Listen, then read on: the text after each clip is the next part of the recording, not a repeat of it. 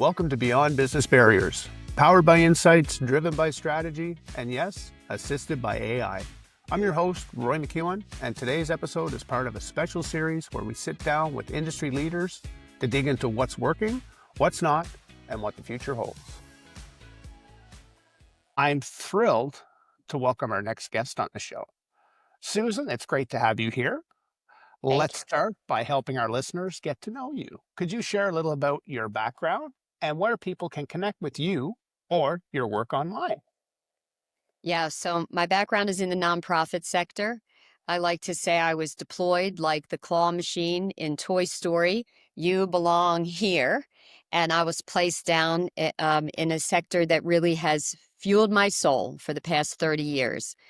Primarily, I am in the fundraising, donor development strategy with a consultancy called Susan Kramer Consulting. Although it should really be called Kramer and Associates. I have a team of people. We're based in Denver, and you can find me on my website, Susan Kramer Consulting, and or email me, susan@susankramerconsulting.com. Perfect. Well, here's what we're going to try to cover today, Susan. Your career path, shifts you're seeing in the sector, challenges that keep you sharp, and where you're steering things next. For those unfamiliar with your work, what drives the mission behind Susan Kramer Consulting? And what kind of impact are you ultimately aiming to make? What drives a mission is helping the do-gooders of the world do more good. There is nothing that brings me greater pleasure than to watch people who are making a difference for humanity be able to do a better job of it. So that is absolutely what drives me every day. The wins of my clients are my wins. What am I doing that's making an impression? Um, who teaches people about fundraising if you don't get sort of a master's in that? And where do you learn about being a philanthropist? There are no sort of classes. So at Susan Kramer Consulting, we are really opening up the narratives for people to get that sort of master class very quickly in how to fundraise, how to run your nonprofit more effectively, and how to be a more conscious donor. Now, when you think back to when you started your business, how has your focus evolved? Was there a pivotal moment that shaped your direction? It's a very interesting question. So 30 years in the industry, but my original career was I was a hairdresser. So as a hairdresser and the owner of a salon, I learned how to build a relationship in 3 minutes or less. And I feel very comfortable in every and any environment. So that's for me, unique value that I bring is building relationships in 3 minutes or less. That took me to, I think, the courage to launch my business. What do I know today that I didn't know then? I totally understand that I can't make people do the work they need to do to win. And I have to let go. Sometimes you hold them and sometimes you fold them. I was one of these people that would never give up. At the beginning of Susan Kramer Consulting, I wouldn't give up on the possibility that they were going to do the work. And now, if somebody doesn't want to do the work necessary to have the wins, I'll have to separate from that because they'll wind up blaming me for the lack of success. So, well, I can't have the success for you. I can teach you to be successful, but you have to be willing to do the work on your own and you have to set aside the time to be able to do the work. I can coach to all of that, but that's a big difference. It's a big difference is when to hold them, when to fold them, when to Two walk away. things. Two things. First thing, I think of the adjective tenacity. And then as you were speaking, that's the word that popped into my head. And two, unfortunately, I don't think I would have been into a salon for any more than 2 minutes because I'd probably be lost. Maybe in the day before, in Oh, the man, day. I was vain. Let me tell you, I loved my hair. Okay. Okay. Yeah, it was a great training ground for the work I've been doing in this second part of my career. Relationships. Yeah, absolutely. So what does a typical day actually look like for Susan? What's taking most of your focus right now? And what are you intentionally saying no to? I know you touched on it a bit there, what saying no to for people who don't want to put the effort into it. But let's just look at a typical day for Susan. I talk all day long, like you, Roy. I just wake up in the morning and I start talking, and then I close my eyes at night and I'm finished talking. So thank goodness, I, I like talking. So what does a typical day look like? It looks like, coaching clients, strategy clients, research, data, analytics, collegial. I have a lot of people on my team with really high skill sets. I don't want to do everything myself. I haven't since the beginning. I had friends when I launched say to me, "Why don't you write it yourself?" I'm like, "Why should I? There's people that really write well. Why don't you do that yourself?" "Well, why should I? There's people who build websites." So, a typical day for me is super networking to connect talent and opportunity, and speaking with clients around, the coaching, the strategy, etc. What am I saying no to? Um, I think I'm saying no where I don't feel like there's a good fit. I'm not a great fit for everybody. And I'll tell you a funny story. I was in an event recently, and a person said to me, "Susan, don't go changing. You're like perfect how you are." And then the very next person I spoke to said to me, "Susan, you need to moderate yourself a little bit." So that was legit in the same 5 minutes. Don't go changing. You better change. So I think I'm saying no to people where energetically we're just not a good fit, and not trying to fit square pegs in round holes. Like I am what I am, and I bring a lot of energy to the conversation, which is often good, but it's not perfect for everybody. I think it's fine. I'm very happy with it. I thoroughly enjoy it. Now, you've worked in with a wide range of nonprofits. What's changed most in how you approach fundraising or development work today compared to, say, 5 years ago? Because I know it's changed a lot.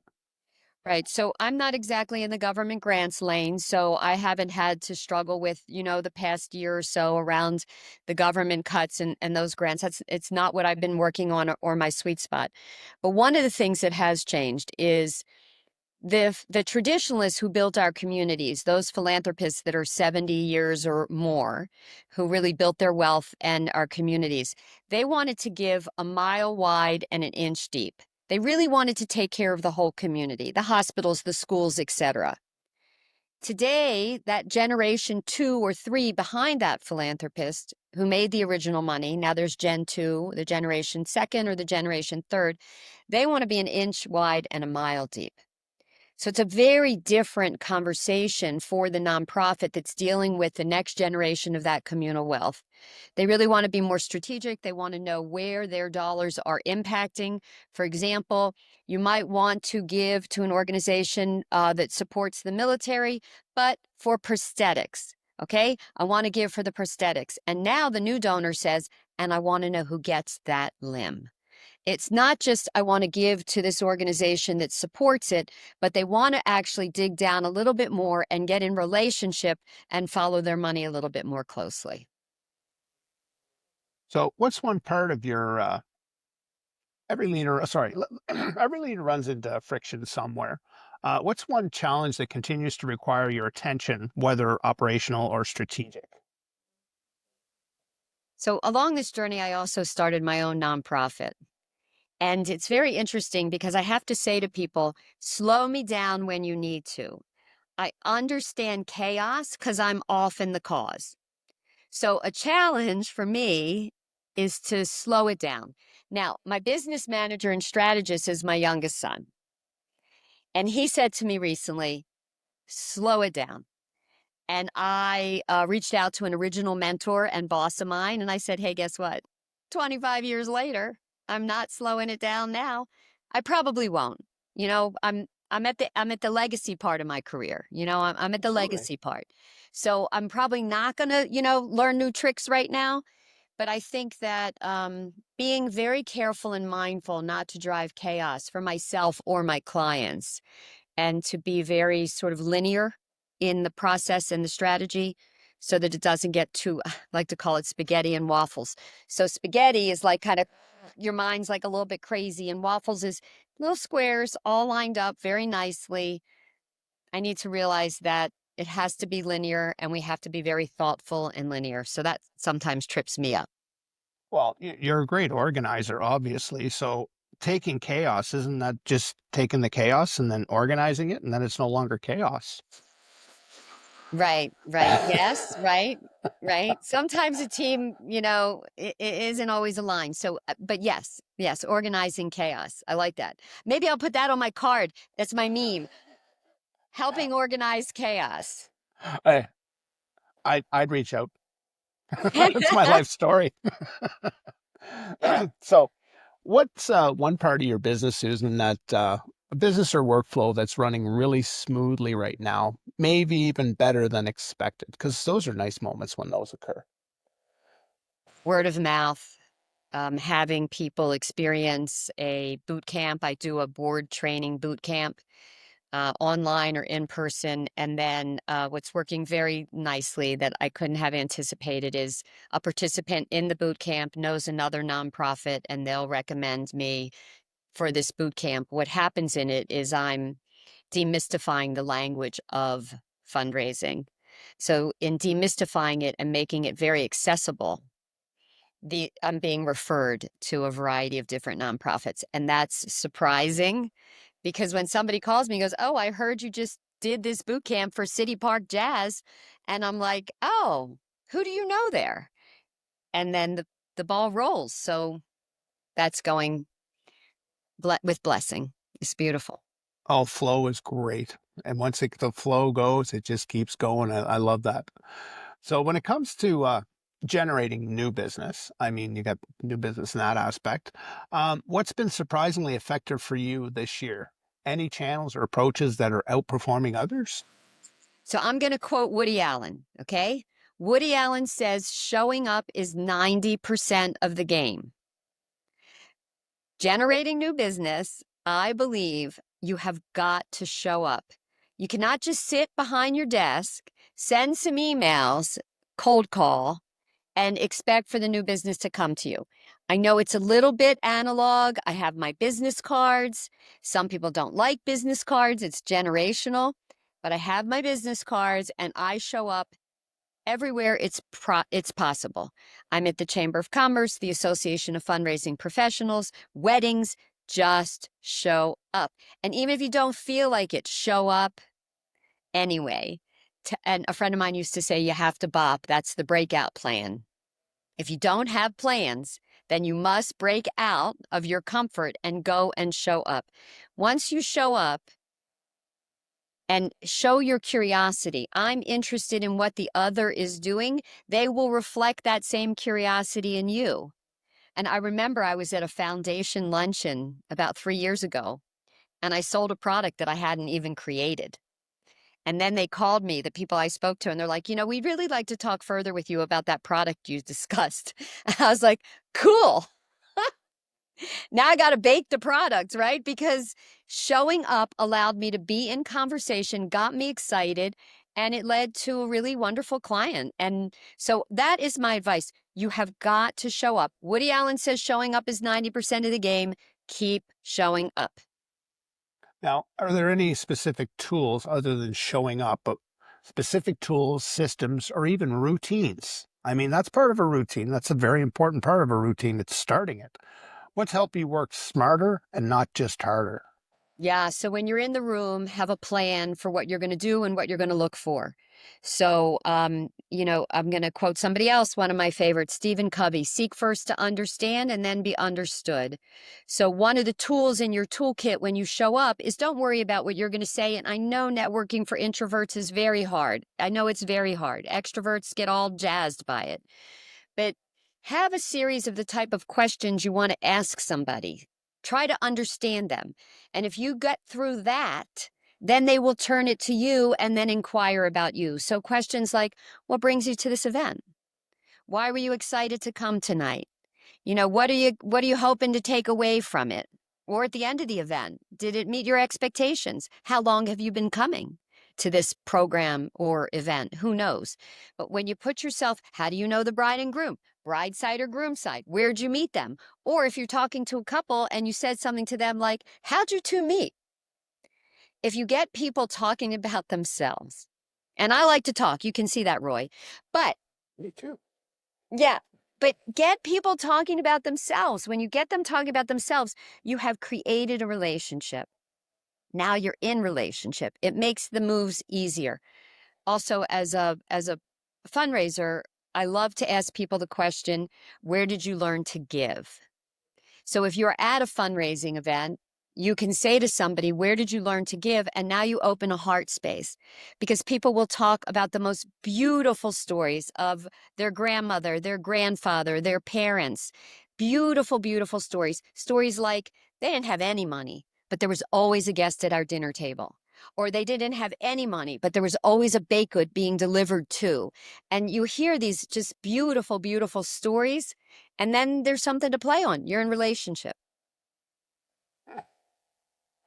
I enjoy that, and I started going back from memories of those similar situations, having conversations with people and realizing that those are some of the best moments when people become vulnerable and they're willing to share, and when people are being open and honest, that's the key to understanding each other. I now I'm gonna start talking, but I don't want to because I wanna listen to what Susan has to say. We can talk later, Roy. We'll talk Yeah, later. absolutely. I got an hour. We're good. Now, if we were to look at the bigger picture now, Susan, where are you choosing your bigger picture? Where are you choosing to invest the bulk of your time or resources to keep building momentum? So that's a great question. The time and resources is really where I'm seeing the clients respond. Like it's a partnership. So investing my time and resources where I know that I am in partnership with the individual, and also too where they understand the experience that I'm sharing. I mean, 30 years is a long time to be in any industry. So, I like to say I've been on the field. I'm not just coaching the players. Like I have played this field. So I invest my time and resources with individuals that I really believe want to become better professionals, want to make a difference, and are willing to invest the time. And I never want to leave wasting anyone's time. Never, never, never. So that's my time is when, I see results and wins. Today, twice, I said to clients, I'm so excited. You've crossed over to the dark side. You're thinking like a fundraiser, because they go from, if we have an event, a big party, we'll raise some money. I'm like, yeah, that's event-based fundraising. That's different than strategic philanthropy. So I've had two clients today that have moved to the strategic philanthropy side, and I'll invest a lot of time in that. What does that look like when they transfer over to that? How do you bring them? Do you continue that with them, or do you Yeah. allow them to grow, or do you No, mentor them in that manner? yeah, I keep mentoring them in that space. So it's the discussion of your event probably costs, X and your ticket sales were Y and you worked really hard for so many months and you netted $20,000. I can coach you how to solicit, you know, 10 or 20 donors for the $20,000, not that. But we're so married in this sector that, events are our primary source of revenue. So when they kind of get tired of that and they kind of are like, okay, I really want to start listening to you, Susan, because there's probably a better way. So once I get them over that, where their campaign plan and strategy reflects data pipeline management like any company. In fact, I learned sales pipeline management from a friend who owned an oil company. I never learned it in my sector. I said to him, "You must have sales pipelines for your salesmen, right? That are selling the canned oil to the gas stations, from the refineries, yada yada." He goes, "Oh yeah." I said, "Can you teach me that? Can you teach me what your salespeople need?" That was where I learned it. So, how do we move from events to strategic philanthropy? It's a lot of sales pipeline management. And it's a lot of understanding the difference between something that's transactional or transformational And it's also understanding what's revealed and what's concealed. So what's revealed is only part of the story. You got to use some data to understand what is concealed. So those are the ways that I move and keep moving with them till they're on their own. On their own. So let's look at the health of your business. When you're looking at the health of your business, what are the metrics or indicators that matter most to you? And not just financial, but maybe mission driven too. So the first one is that my clients are succeeding. That's the first one, that they're succeeding, they're raising more money, they're becoming more strategic, that their nonprofit is healthy, that we're out of deficit budgeting. Deficit budgeting. Would you do that at your house? Well, some do, but let's not. The other is when you lean into strengths and compensate for weaknesses, you understand what you're good at and what you're not good at. My youngest son is my business manager and strategist.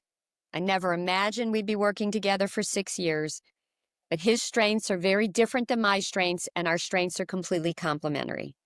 So Max has participated in the Tony Robbins Business Mastery, and he is a devotee of Dave Ramsey. So I have business mastery and financial literacy in charge of me, like every week, Monday and Friday. Without him, it would be a hot mess. It would just be a hot mess, but I'd be having a lot of fun. So the strength is lean into strengths and compensate for weaknesses. I don't want to do those things. I'm not good at those things. So he'll say to me very often, be the artist, just slow your mind down. I'm going to take care of the rest. So really, Roy, the greatest blessing is that we understand who's responsible for what, and we each stay in that space, and we maintain a really positive relationship through the journey. That's great to have. And it's rare too. Very. Now, when he gets on my back about something, I'll say to him, save it for the eulogy. It's going to be hysterical. Pull the mom card. Pull the mom card. Save it for the eulogy. I Yeah, don't want to hear it. I like that. I might actually use that. Next time my daughter's speaking to me, just save it for the eulogy. Okay, look, we're going to fast forward a bit here. I can't physically fast forward us, but I would like you to think ahead to the end of 2025. What's one milestone that would make you pause and say, yeah, I nailed it? So Dawn from One Cause has called me to get my book written. And she told me that it is December of 2025 that she wants to hear from me. And that's it, Roy. I just can't. I don't understand. Um, when I've done webinars, people have asked for my book. I don't have a book. Mm. And when I'm invited to Dawn's webinar, Right oh, here. it's here, but it's also analog, and that really is a bad thing. It's not Yeah, digital. So when I get to December 31st, 2025, and you're hearing it from me today, Roy, please God, the outline is written. It's June. I'm 6 months in, but okay. That would be the milestone. Get that book written. that's pretty intense. I like that. That's a pretty big milestone. I'll be looking for it, Okay. and I'll remind you. Okay, now two people are holding me accountable for this. Yep. So this has been such a thoughtful conversation. I appreciate the depth you brought to each part of it. Now, once I wrap up the full series, which is very shortly, the next probably 2 weeks, I'll be sending a roundup of insights from all our guests, and I'll make sure I get you a copy. And thanks again for being here. I wish you continued success, and I know it's going to be successful. And I'll just remind our listeners for additional resources, learn more about Susan's work at susankramerconsulting.com and connect with her on LinkedIn. She's easy to find and she's a great person to follow. Amen. Thank you. Have yourself a wonderful afternoon and thanks for sharing your time with me, Susan. Thank you. Thank you, Roy.